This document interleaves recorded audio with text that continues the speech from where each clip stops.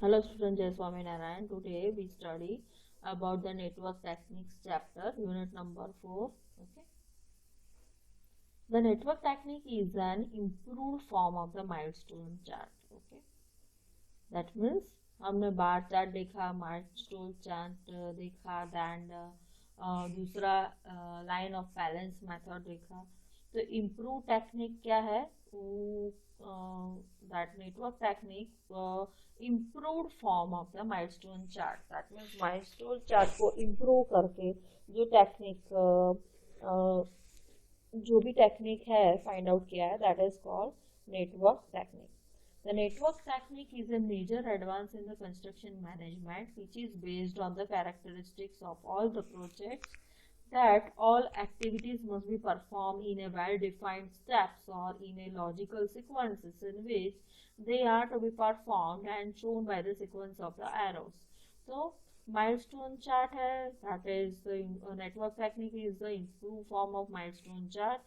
इसमें दिखाया गया है कि ऑल द एक्टिविटीज, जो भी एक्टिविटीज है उसको वेल डिफाइंड स्टेप्स में और सीक्वेंस में दिया गया है, तो आपको पता चलेगा कि भाई आपको एक्टिविटी कैसे करना है. Okay, shown by sequence of arrows, arrows के फॉर्म में दिखाया गया है. For example, for completing the machinery for the foundation and flame, the various steps are layout, excavating foundation trench, concreting for base machinery for the foundation and plinth. Okay, तो अलग अलग steps है foundation और machinery brick completing the machinery for foundation and plinth के लिए various steps हैं. उसमें first step क्या है? लेआउट है. Then next one is excavating foundation and third one is concreting for the base. Okay, machinery for the foundation and plinth. Okay, वो सब steps है. Thus the network technique uses this characteristics by representing the steps of the project objectives graphically in the form of the network or arrow diagrams. Okay, the network techniques are PERT and CPM. Okay, CPM that means construction planning and management. Then PERT that means programming evaluation review technique. Okay, network diagram. A network is a flow diagram consisting of an activities and events connected logically and sequentially. यहाँ पे एक network diagram दिया गया है. Okay, उसमें the network diagram and activity is represented by arrow while events are represented by the circles. तो network diagram में जो भी एक्टिविटी है वो एरो के फॉर्म में दिखाया गया है. दैट मीन्स एक्टिविटी ए, उसके ऊपर एक्टिविटी ए लिखा गया है. ओके, और जो भी सर्कल में जो भी दिखाया गया है, while the events are represented by the circle.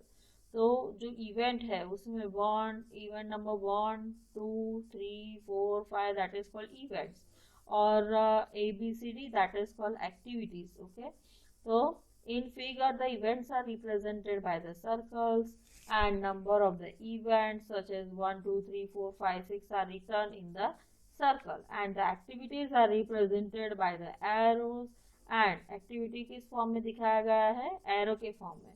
और इवेंट किस फॉर्म में दिखाया गया है? सर्कल के फॉर्म में.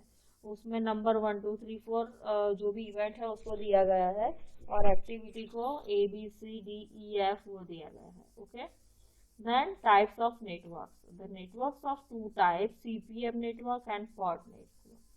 CPM network is activity oriented. CPM network is activity oriented, while the PERT network is event oriented. Okay, that means CPM network में क्या है? एक्टिविटी ओरिएंटेड है. दैट मीन्स एक्टिविटी पे डिपेंड करता है. ओके, और PERT नेटवर्क जो भी है वो क्या है? इवेंट ओरिएंटेड है. दैट मीन्स इवेंट को इवेंट पे डिपेंड करता है. Okay, then fundamentally both CPM and PERT networks are the techniques of project management involving the graphical and diametric representation, which can be used by the management as an aid in planning, scheduling, controlling of the operations in a project. तो ये किसमें use होता है? ये planning, scheduling, controlling of operations, कोई भी project है उसका प्लानिंग, शेड्यूलिंग एंड ऑपरेशन में ये टेक्निक्स यूज होता है। Okay, the next one is elements of network. Elements of network में क्या आएगा टर्मिनोलॉजी में? First one is any portion activity. First one is activity, any portion और जॉब और ए any portion or job any portion or job or task of a project which consumes times and resources and has a definite beginning and end is called the activity. Activity किसको बोलते हैं? A portion or a job or a task of a project, तो कोई project का task है, okay, which consumes the time, जिसको time चाहिए, resources चाहिए वो टास्क और जॉब को कंप्लीट करने के लिए, दैट इज कॉल्ड, और जिसका परफेक्ट बिगिनिंग और एंडिंग हो, that is called activity. And activity is represented by an arrow. Activity को किसमें रिप्रेजेंट करते हैं? एरो के फॉर्म में रिप्रेजेंट करते हैं। The length of arrow has no significance. Arrow की लेंथ कितनी है वो उसका कोई इम्पोर्टेंस नहीं है, okay. The symbol about the arrow indicates activity description, that means जो भी ऊपर एरो के ऊपर क्या लिखा जाता है? एक्टिविटी का डिस्क्रिप्शन लिखा जाता है।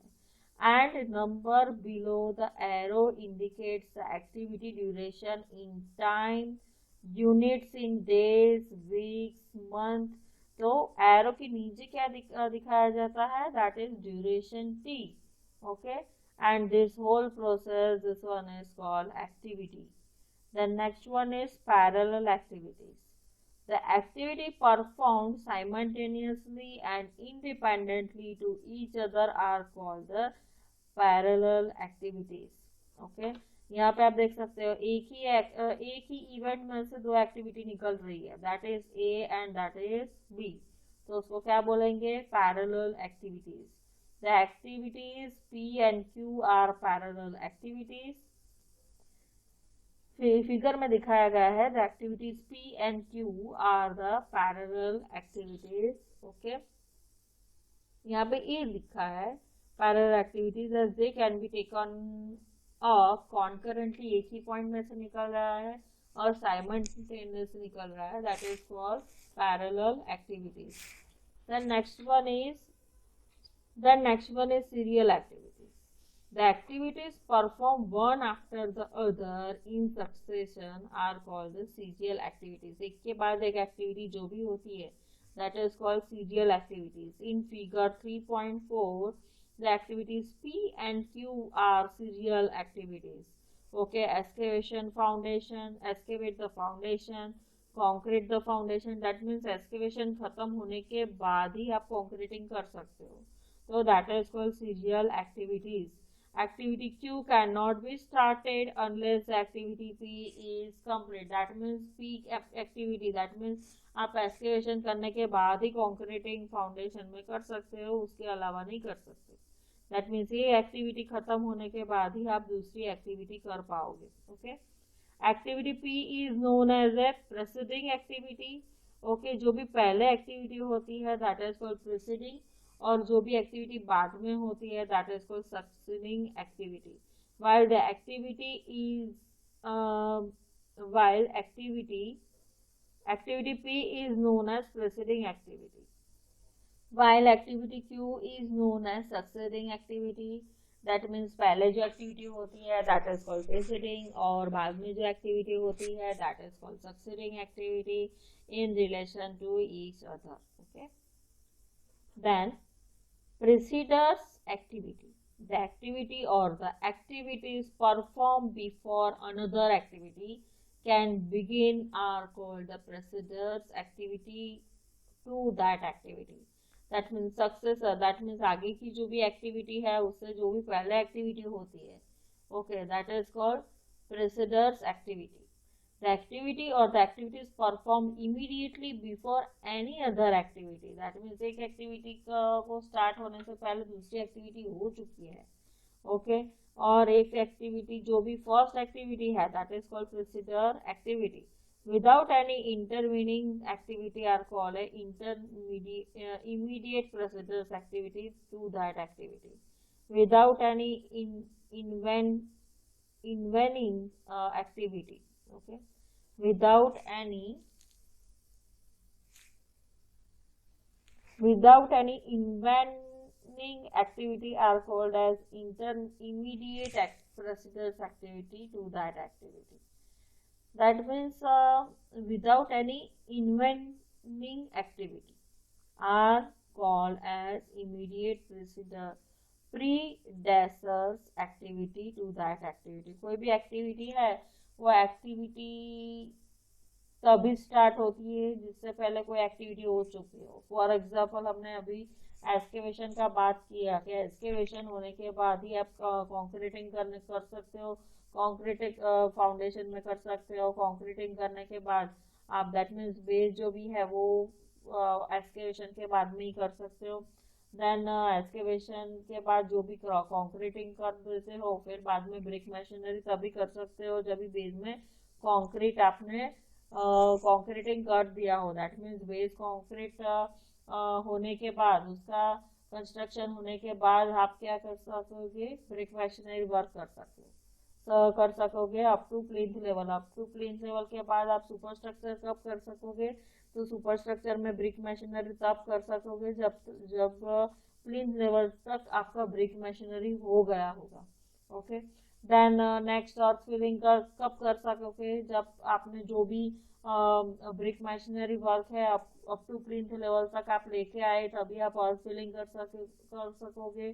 देन जो भी बेस कंक्रीट है वो जो भी वॉल फाउंडेशन और brick machinery up to plinth जो भी है उसके बीच में आप बीबीसीसी या बीबीएलसी प्रोवाइड कर सकोगे. तभी ऊपर आप नेक्स्ट आप क्या कर सकोगे, तभी बीबीसीसी और बीबीएलसी प्रोवाइड करने के बाद ही आप फ्लोरिंग कर सकोगे. दैट मीन्स जो भी एक एक्टिविटी है वो एक्टिविटी करने के बाद ही आप दूसरी एक्टिविटी कर पाते हो. दैट मीन्स जो भी एक्टिविटी जरूरी है, पहले की एक्टिविटी है, जो भी पहले एक्टिविटी हो रही है, okay, that is called preceder activity. And उसके होने के बाद दूसरी एक्टिविटी जो भी होती है that is called successor activity. The activity or activities performed after the performance of the other activity are known as the successor activities to that activity. The activity or activities that immediately follows another activity without intervening activity are known as the immediate successor activity to that activity. That means जो भी एक activity है, एक activity के खत्म होने के बाद तुरंत ही दूसरी एक्टिविटी स्टार्ट हो जाती है, that is called immediate successor activity. Okay. As in figure the preceders and successor activities of the network can be designated as below. Okay. तो यहाँ पे एक नेटवर्क डायग्राम दिया है. ओके. प्रेसिडर्स और सक्सेसर एक्टिविटी, तो यहाँ पे आप देख सकते हो सी और डी.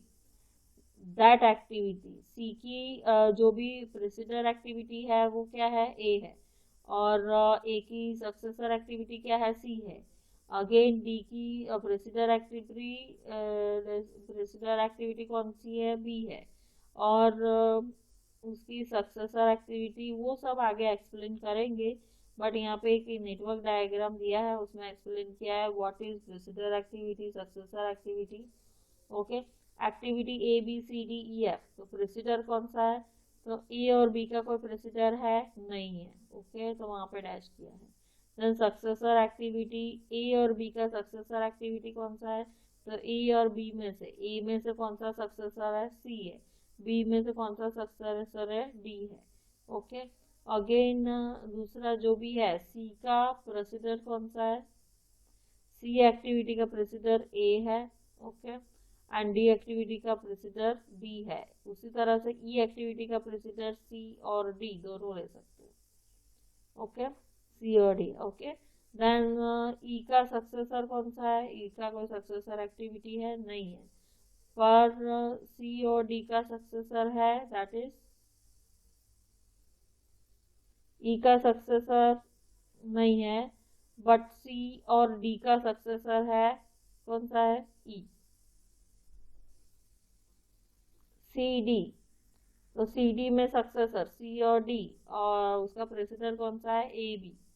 सी डी का प्रेसिडर सी का ए है और डी का बी है, और ई का प्रेसिडर कौन सा है, सी और डी। सी का प्रेसिडर सी का सक्सेसर कौन सा है, ई, और डी का अगेन सक्सेसर एक्टिविटी कौन सा है, ई। तो यहाँ पे दिखा है सी और डी का सक्सेसर एक्टिविटी कौन सा है, E E. Then next one is dummy activity. A dummy is similar to an activity which neither requires any time nor any results. It is simply a device by which the logical interrelationship between the activities or events can be clearly shown. A dummy is represented by a dashed arrow and identify the event number in it connects. dummy क्या है, it is represented by, कैसे represent करते हैं हम उस activity को, dash arrow से represent करते हैं। Identify event number it connects. In figure activities P and Q are connected carried out simultaneously and so called the parallel activities. P and Q जो भी है that is called parallel activities. Okay, then the dummy link 2, 3 indicates that activity S can be started only after event 2 has completed. तो यहाँ पे क्या है, 2 and 3, okay. तो यहाँ पे दिखाया गया है the dummy link 2, 3 indicated that activity S can be started after the event 2 only. That means event 2 जो भी है, event 2 has completed। जब भी event 2 complete होगा तभी the dummy link 2, 3 indicates that activity S can be started। ये S कभी start होगा, जब ये 2 कंप्लीट होगा। दैट मीन्स 2, 2, 3 ये एक्टिविटी डमी कंप्लीट होने के बाद ही ये एस इवेंट स्टार्ट होगा। Only after event has S can be started after event 2 has completed. Use of dummies, dummies का यूज क्या है, यहाँ पे आप देख सकते हो, यहाँ पे 2 नेटवर्क बन रहा है, पी 1 to 2, 2 to 3 और 3 to 4, और अगेन दूसरा है 1 to 3 और 3 to 4, वो भी ले सकते हैं। ओके, तो dummies can be use, uses of dummies में क्या आएगा, dummies can be use for the 2 purposes such as grammatical purpose and second one is logical purpose. Grammatical purpose that means what, 2 activities cannot have the same starting and the end events which may result in error during the network computation. 2 activities cannot have the same starting, that means 2 activity है उसका same starting नहीं होना चाहिए, and the end events which may result in error during the network computation। इसका figure दिया है। Okay, तो एक एक्टिविटी है उसका दोनों स्टार्टिंग और दोनों एंडिंग सेम नहीं होना चाहिए। ओके, दैट मीन्स आप देख सकते हैं यहाँ पे फिगर में ए और बी 2 एक्टिविटी दी है, उसका स्टार्टिंग पॉइंट और एंडिंग पॉइंट सेम ही है, तो ऐसा पॉसिबल नहीं होता है। ओके, तो इसकी वजह से क्या है, जो भी आपका रिजल्ट है उसमें एरर आएगा। बट आप 1 to 3 that means activity A और B, for example activity A और बी दोनों 1 में से निकल रही है, तो उसका एंड पॉइंट जो भी है वो एक पॉइंट पर नहीं आ सकता। यहाँ पे ये आप देख सकते हो, तो स्टार्टिंग पॉइंट और एंड पॉइंट दोनों एक्टिविटी एक ही पॉइंट में स्टार्ट होती है और एक ही पॉइंट पे खत्म होती है। पॉइंट 1 में स्टार्ट होती है और पॉइंट 2 पे दोनों एक्टिविटी खत्म होती है, तो ऐसा पॉसिबल नहीं है, ऐसा ना हो। फॉर एग्जाम्पल ऐसा है तो उसमें क्या आएगा, जो भी आपका रिजल्ट है, जो भी आपको फाइंड आउट करना है ड्यूरेशन, उसमें गलतियां आएगी, प्रॉब्लम आएगा। ओके, एरर्स आएगा। ओके, तो इसीलिए एक्टिविटी जो भी 1, फॉर एग्जांपल आप एक पॉइंट में से 2 एक्टिविटी निकाल रहे हो, तो उसका एंडिंग पॉइंट सेम नहीं होना चाहिए। तो आप देख सकते हो यहाँ पे 1 to 3 प्रोवाइड किया है और 3 to 1 प्रोवाइड किया है, और उसी तरह से 1 to 2 दैट मीन्स एक्टिविटी ए है तो एक्टिविटी ए 1 to 3 जाएगी और 3 to टू जाएगी, दैट मीन्स डमी एक्टिविटी हमने प्रोवाइड किया। दूसरा क्या प्रोवाइड कर सकते हैं, एक्टिविटी 1 to 2 जाए, एक्टिविटी बी है दैट इज कहाँ से कहाँ जाएगी 1 to 2। In figure 3.6 A, activities A and B both starts from event and ends at event. This is not proper as it may lead to mistakes when the network is used for the computation. Then, as in figure 3.6b, this problem can be solved using a dummy between the events 2 and 3. The next one is logical purpose. Two activities should not have the same name, or in a network having activity common to two sets of operations running parallel to each other, which is against the network rule. This situation can be overcome by use of dummies. Figure shows two activities M and N having the common and node 6. तो यहाँ पे क्या है, if the processor's activities M and J M and J and L, M, J and L, okay, and that of N R and R, K and L, M R, M कभी finish होगी जब J और L complete होगी तभी M finish होगी। उसी तरह से N कभी स्टार्ट होगी जब K और L एक्टिविटी होगी तभी तभी N एक्टिविटी होगी। तो it is change to serve the logical purpose as shown in the figure. तो आपको क्या करना है, आपको 1 to 3 activity that means 1 to 3 then again dummy provide करना है that means L and J के होने के बाद M और उसी तरह से L और K के होने के बाद N। तो सेम ही हुआ, बट इसमें यहाँ पे हमने डमी L1 और L2 एक्टिविटी प्रोवाइड किया है। ओके, तो that is for logical purpose. तो आप लॉजिकल पर्पस के